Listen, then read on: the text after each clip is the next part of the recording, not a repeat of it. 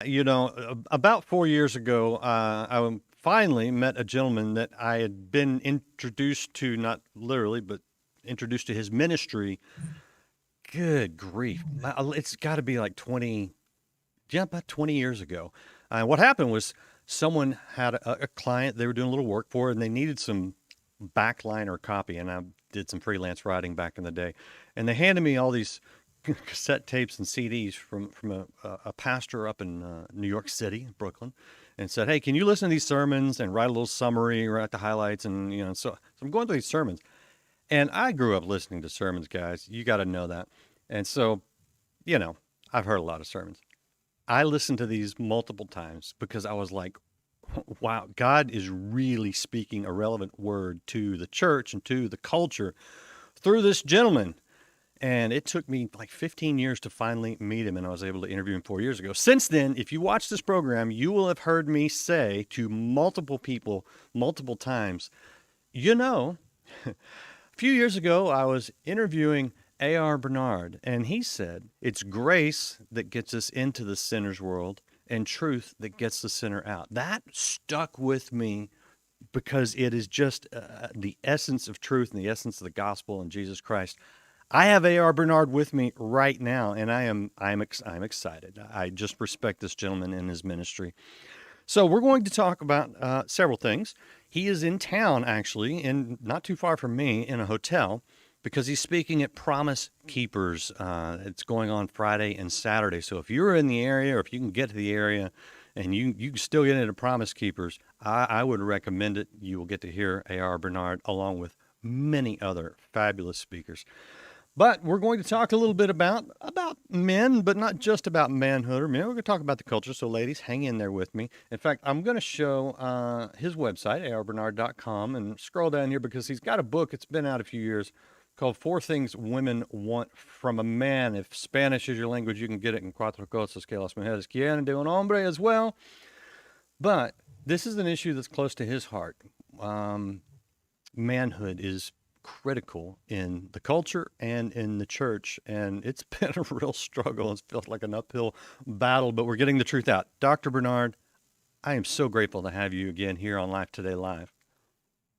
Randy, it is my pleasure to be with you and with your audience. All right, well, give us a little preview. You got a bunch of men at the Dallas Cowboys Stadium here in Arlington, and you get the platform to speak to them. What are you going to tell these guys? Wow, I'm going to be part of a host of incredible speakers who include your dad, Mm-hmm. who will be talking about, manhood. And of course, I believe strongly that American society is in a male identity crisis and has been for, several decades. I think that's true also of the church, trying to accurately define uh, male identity or define manhood from a biblical perspective that actually is attractive because there's so many directions that we can go in, and I think we're still suffering the effects of the feminist movement and the sexual revolution of the 1960s that has unfolded in many different ways. But when it comes to manhood, male identity, especially in the context of our Christian faith, we've gone from the cowboy matriarch to the tender warrior. And, we're still exploring, the real man and what that looks like. I think the journey has been a force to balance our perspective Mm-hmm. so that it's not, extreme machismo on one side or extreme, softness that can become actually effeminate and lose that distinction that God gave us with male identity. So, it's a lot to work through. And I believe that Promise Keepers, who was very alive on this issue in the 1990s, went through some restructuring, is emerging at a time that our culture needs a clear male identity. Mm-hmm. As the pastor of Christian Cultural Center, and I'm showing the website now, uh, in Brooklyn. That's cccinfo.org for those of you watching out there. You're in the center of a place where, I mean, men aren't even men anymore. I mean, in a lot of ways, right? In New York City, and some of the women are men. They think. Uh, how is this? What's going on in your church? What's happening when you start addressing these things? Are you being written off as old fashioned, or are you really getting through to people? Well, interestingly enough, it's the strength of our church, the male presence. At one time in our, journey of ministry, been at this for 42 years, we had a 52% male population. So we had more men than women in the church because of the presentation optically as well as from the pulpit of the value of men in society and to the family. I grew up without a father. Mm. So, I struggled through that identity crisis, which was ultimately resolved in Christ. Mm-hmm. God became my father. And, I learned how to be a son to him because, when you don't have a father, you don't know how to be a father when you have children, and you don't know how to be a son. Mm. So I had to learn both. And it was through scripture, and through my relationship with God. And because of that strong identification with family and promotion of the family and the man as foundational to the family, that traditional model, it caused our church to grow, and it let everybody know where we stand on these issues. So we're very clear. Yeah, yeah, and I appreciate that clarity. This culture needs that clarity. It's interesting. We were comparing uh, family a bit before we started the interview, and of course, I am now a grandfather. My dad's got many, many great grandchildren. You've got grandchildren. When when you and both you and my dad grew up without a father, right? So it's interesting to hear you say that you had to learn what it was like to be a father and a son. And what I see in the family you have now, and as well with my dad, is a restoration that God performed in the area of family to men who didn't necessarily have that family growing up. Are you seeing the restoration of families as you stick with this truth of God in your city?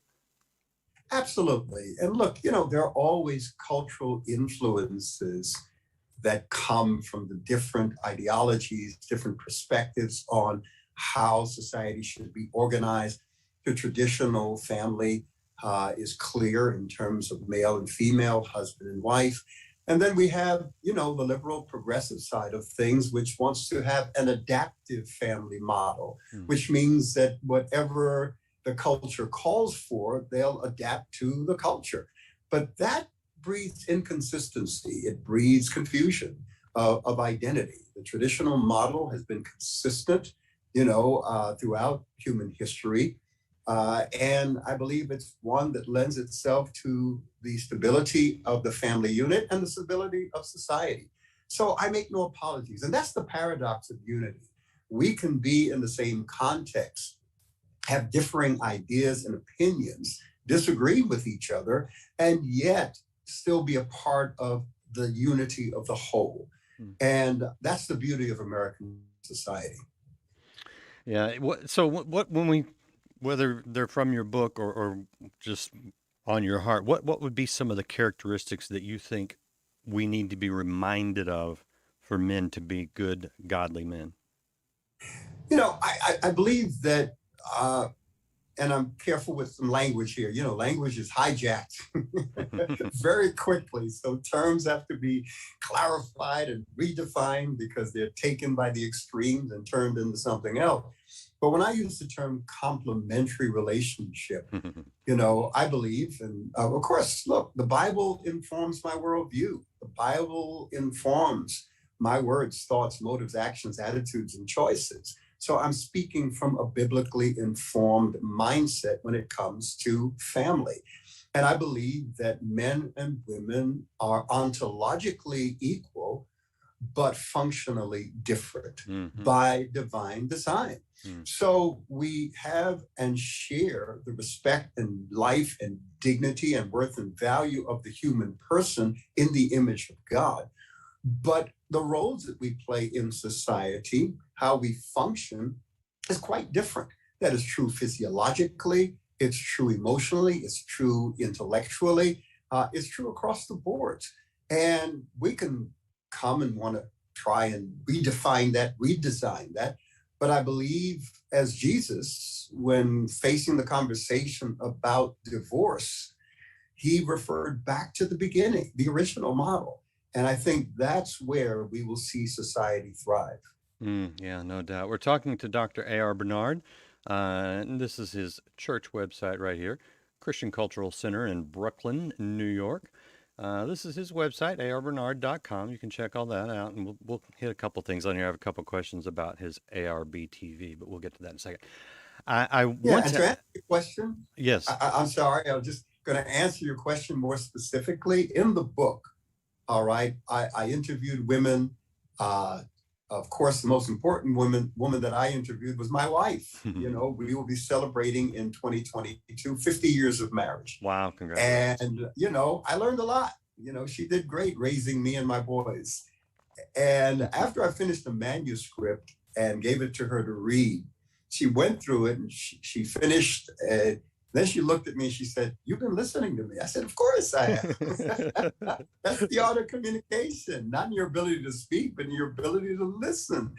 So, you know, we whittled down a list of 120 characteristics and attributes that women, you know, find attractive in men. And it boiled down to these four. Number one, maturity. Hmm. Women want men to be mature. And by maturity, I cannot tell you how many women said to me, "I just want him to grow up." Well, what do they mean by that? They simply mean that they want him to take responsibility for his words, his thoughts, his actions, his attitudes, the choices that he makes. Own them, be responsible for them, right or wrong. Celebrate when they're right and admit and own it when they're wrong. So they want him to be mature. And maturity doesn't come with age. It begins when a man is willing to accept responsibility for those things, those aspects of his life. They also mean decorum, you know, how a man conducts himself and carries himself. Too often, when men are faced with a very, very challenging situation that they can't handle, because men don't want to feel ever incompetent or ever appear incompetent to their female, you know, partner, to their spouse or girlfriend, you know, they tend to regress into adolescence, forcing the woman to act like a mother and then getting mad because she's mothering them. So decorum, they want the man to know how to conduct himself in any given circumstance or situation. So that's maturity. They want decisiveness. They want, you know, it's a woman's prerogative to change her mind, so they say. But women want a man to be decisive. And decisiveness is the ability to make decisions quickly and confidently. And you cannot do that unless you have a set of values and principles that guide your decision-making process. Because then you quickly refer back to those principles that guide you in any given situation. And in that way, you can be decisive. And they want that decisiveness not to be totalitarian dictatorship over their lives, but strong, thoughtful decisions, because she's looking to him for the ultimate guidance under God, of course, in her life. So maturity, decisiveness, consistency. A woman understands and appreciates our humanity and that we are imperfect being, but they do want a degree of consistency in our words, our actions, you know, our choices, our attitudes. They'll allow room for error, but they want a pattern of consistency because women look for safety and security. So they want to feel safe with this man. And his consistency is what helps them feel safe and secure. And they want strength. And I'm not talking about the macho physical strength. I'm talking about strength of character, moral courage, strength to live out his convictions, the kind of strength that allows him to be gentle because he's not insecure in his manhood in relationship to that woman. Yeah, and in order to get those things, you mentioned this, you have to have a set of values, and the stronger your set of values, the stronger your ability to be strong and decisive and mature is. And you know what? Our culture right now, and I know you're feeling this in New York City heavily. The culture is really challenging biblical values as that starting point. But I mean, scripturally, we know that you build your house on the sand, it's going to fall. And the only rock is the truth in Scripture and the truth of Jesus Christ. What do you what do you think when you see groups like Black Lives Matter or the critical race theory that's being taught in so many corners of academia right now, that seem to be tearing at the fabric, if not explicitly stating that they want to tear down the nuclear family, like the BLM website did? These ones that are trying to redefine not just family, but the underpinning values. What are your thoughts in that area? Well, I think here we go back to the reality that whoever controls the language controls the conversation and guides the narrative. And language has been hijacked, terms have been hijacked. So when we say BLM, we have to clarify, what do we mean by BLM? When we say critical race theory, what do we mean by critical race theory? Let's begin with BLM, because there's a difference between BLM as an ideology that tries to dismantle the traditional family unit and introduced a new concept of adaptive family that is unwholesome. It is what they indeed had on their website and under pressure took down. Yeah. But it was a clear mission. There's a difference between BLM and ideology that seeks to impose itself because it's already decided that it's the best way. And there's a difference between the ideology BLM and the philosophy BLM. Now, BLM as a philosophy that Black Lives Matter, I can subscribe to that. Sure. I believe that all lives matter, but because of the contradictions historically in American society, the marginalization, disenfranchisement, and discrimination against people of color, we do have to say that Black lives do matter. What does it mean? It means that we're saying that there is a humanity amongst people of color that has been overlooked by the dominant society. Sure. And we have to address those inequities. We have to address those issues. And that philosophy, I'm all in for. All lives matter. But when we have a situation where some lives haven't mattered the way they have, the way they should, then we need to shed the light on it. That's important. So that's BLM. Now, with critical race theory, that started out as an academic discipline that was discussed in the halls of academia.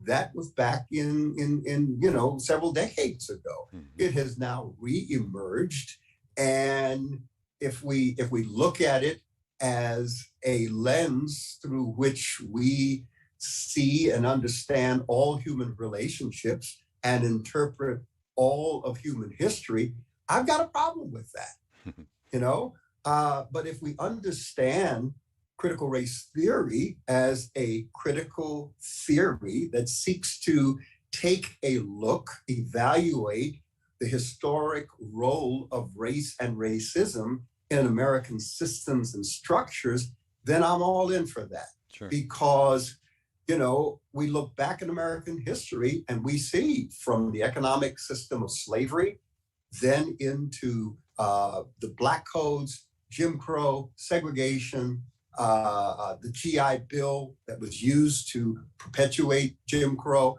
the Federal Housing Administration, FHA, engaged in redlining, and on and on and on. These are systems and structures that were used in our society to marginalize, disenfranchise, and discriminate against people of color. That's real. So to deny systemic racism is a fallacy, and it just perpetuates the problem. So when we think of critical race theory as an evaluation of the historic role of race and racism in American systems and structures, I'm all in for that. But I'm against using it as a lens to place on all human relationships and all history. That's wrong. I don't believe white people should feel guilty about being white. I don't believe it's a Marxist framework, that is an excuse to diminish or negate an honest group of people who are crying out because of injustice and inequities within society. I don't believe it should be imposed as a curriculum on children, who are not prepared for that kind of conversation. So let's define it carefully, understand it, and appreciate it in its proper context. Since you brought a couple things up, I do just want to pick your brain, and I know that you know that I'm not being adversarial, but I really want to know your thoughts. First of all, it's the idea of race. When race is, I don't believe is biblical. I'd love your take, and when I look at it from a scientific standpoint, it's actually not scientific. Now, obviously, there's culture, different cultures, and obviously there's shades of melanin, right? But the idea, sort of the Darwinistic idea of race, I completely reject, in that we're people are fundamentally different, and that is reflected in the color of skin. Have you know Yeah, what I'm talking about? yeah, absolutely. Race is a social construct. Yeah, okay. You're right. It's not scientific. It is not biblical. When you read the Bible, it's about culture, and culture is a set of traditions, beliefs that are passed from generation to generation. It is a set of attitudes, intellectual and emotional dispositions. It's a set of customs, practices within a people group. It is a set of institutions that come out of those traditions, customs, ideas, and perpetuate that culture. It's a language, where that culture is verbalized. It is the totality of the personality and character of a people. And it's also context, which introduces the colors of the different shades of their skin, how they adapt to whatever region that they live in. There's just so much built into it. But when we think of race as we know it today, and in the current controversy surrounding it, it is a social construct. In America, it was simply a something that was used based on a myth of white supremacy, and the myth of white superiority, and the myth of Black inferiority. And I will tell you, what we really need to do is look back at American history through the lens of class, because racism is simply a tool used to enforce classism. Yeah. And that's really the conversation that we need to have. Interesting. Yeah, no, and I appreciate that. You know what's, I know you know this because a couple years ago I spent a week or so in Angola, and then spent about 10 days in Ireland, and I'm 70% Irish.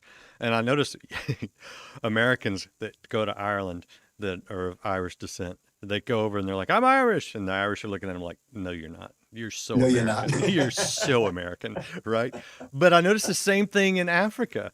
That the African American culture in the United States is very different than the actual African culture, at least in Southern Africa. And I know Western Africa is going to be a different story because that's where most came from. Have you seen that there? It's funny how we have this idea of culture based on race, and when you actually visit the cultures, you're like miles apart. Yeah, and there are Africans who don't embrace African Americans as Africans. That's real. Let's talk about whiteness, because whiteness and blackness. Blackness has been shaped and informed by whiteness. Well, what is whiteness? Is it a skin color? Absolutely not. Whiteness is not a skin color. It's a culture. Mm-hmm. It's a set of traditions and attitudes and customs and institutions and language. All right. Because, the same is true in blackness. It is a culture, and does skin color come into play? But I've seen white people reject white people because they weren't acting white enough, or they were trying to act like some other culture. Yeah. I've seen Black people reject Black people for the same reason. Mm-hmm. So we have to understand it as a culture. Culture is an integrated system of beliefs, traditions, customs, ideas that constitute the identity of a people. and in American society, we are quite diverse. So when we go back and look at history, and the value of history is it helps us understand how we got here. How did we get to where we are? Right. You know, Right. and history helps us unfold that and understand that. So I'm against whitewashing history. I'm against blackwashing history. I'm for letting history speak for itself and embracing the good and the bad and considering the lessons that we learned from the past so we can invest it in wisdom as we move out into the future. Okay, someone brought up something that we might be wise to clarify, and that is the idea that the curse, the mark of Cain, was dark skin, and that is such a fallacy. That Have you is, dealt with that? it's unfortunate because we have a situation where we're reading from the same Bible, but applying a different hermeneutic. So how we interpret scripture is critical. And we can't just take, a text like that and say that that is the curse on all Black people. That is not true. Let me throw a wrench in the works, okay? So when we say that all humanity as it exists now came from Noah and his wife, Noah's three sons, Mhm. right? Mhm. We have to take a careful look at that. Do we take it to its absolute literal interpretation? Because if we do, then what we're saying is that, and there are those who actually believe that Adam and Eve were white and all of humanity was white until Noah. And Noah and his wife, from them came all of the colors of skin. Well, that means that Noah and his wife had some supernatural experience where they gave birth to one Black guy, one white guy, And one and is one Oriental, and then they were let loose and create society. I mean, come on, Randy. I know, I know, right? That not only is that not in scripture at all, but that would be a miracle of science on a very high level. Okay. Absolutely. So, and and the other issue is when people do bring up curses from the Old Testament, Jesus broke all the curses on the cross. So there's no place for that. Anyway. All right. That's good preaching. That's good preaching. Yeah. So, all And, right. and look, Go look ahead. very specific to the Canaanites. And if we understand biblical history and the relationship with the Canaanites and the nation of Israel and the patriarchs, we understand that it was specific to a people. Mm-hmm. Oh, careful now. Now you're going to get into context and things like that in scripture. We don't like that. Man, okay, I could go on. I'm hitting the half hour mark. I know you've got a place to go.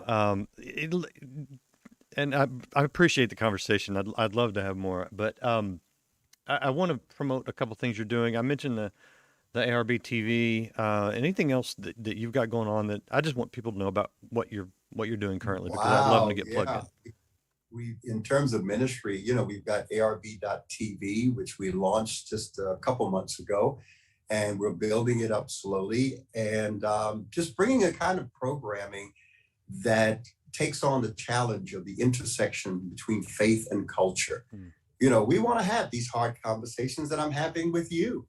And too often, Christian media doesn't want to have the hard conversations for different reasons, whether they're leaning to the left or leaning to the right, but we want to take on that intersection and have a civil discourse on the issues and bring some great programming. So that's ARB.TV. There's NSBT, which is a new school for biblical theology. We're working through accreditation, but we already started courses. It's a completely online graduate school.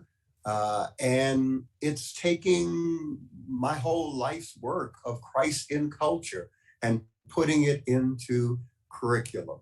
Wow. So it makes available a master's degree in public theology, and we're going to work towards a doctoral degree in public theology. How do we engage society? As a people of God, we live in a tension between separation and assimilation, maintaining our Christian values and identity, and at the same time engaging, reasonably and wisely and constructively engaging the culture. we tackle that in NSBT. And I can brag about some other stuff, but that's good enough for now. Okay, well, I'll throw in one more. Well, first of all, thank you again, Dr. Bernard. It's always a pleasure talking to you, and if I get to see you while you're in town, that's great. If not, I hope I can see you again, not too distant future. Thank you again for being with us.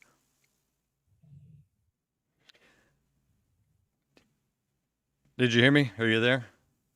Yeah, I'm Okay. here. Thank you All very right. much. Yeah. It was my pleasure being with you, Randy. And let's do it again. Let's not be strangers. Oh, I know. I'd love to, man. You can come on here. You have an open invitation. You're one of a handful of people. You have an open invitation. Anytime you want to talk about whatever you want to talk about, if you let us know, I'll be like, yes, book him. We'll have the conversation because I love it. And Fantastic. we really get, I'd go further down the race issue if you want to, because I'd really love to hear your thoughts. I know you're thoughtful in dealing with it, but just thank you. And I appreciate the relationship of being able to talk to you. That's all right, my brother.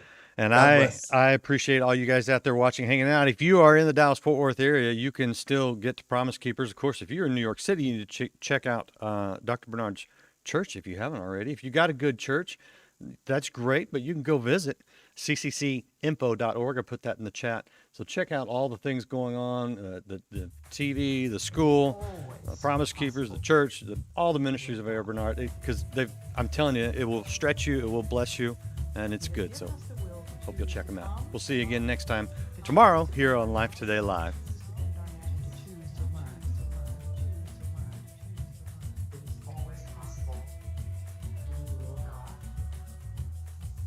Nobody can prevent you from doing the will of God.